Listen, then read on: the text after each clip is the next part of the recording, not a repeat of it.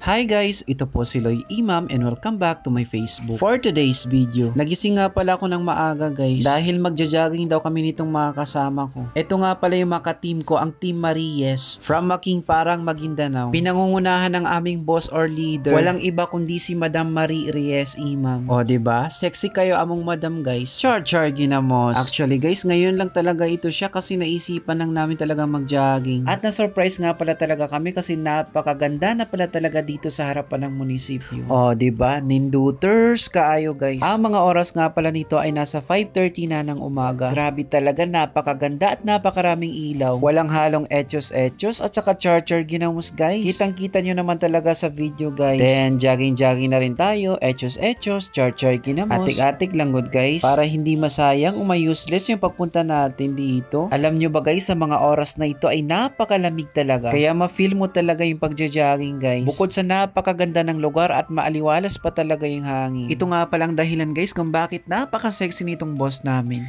Health conscious kayo na siya guys. Yan din yung advisor ko nung nagkasakit-sakit ako sa acid reflux. Sa mga hindi pa pala nakakapunta dito or nakakapag-jogging dito sa harapan ng munisipyo, panoorin nyo na lang itong vlog ko para makita ninyo kung gaano na talaga to kaganda dito. Grabe talaga itong mga tropa ko, parang hindi napapagod guys. Shoutout nga pala dito kay Ate Miriam. Wow, the Iranon Palace. Uy, shoutout nga pala sa ating aspirant mayor na si Adnan Birwan. Number 1 sa balota. Ayan guys, so nagja-jogging na lang muna tayo. Jogging, etyos, char ginamos. Karon lang mag-jogging, ugma wala na po. Kay atik-atik lang ni. Ho, ha.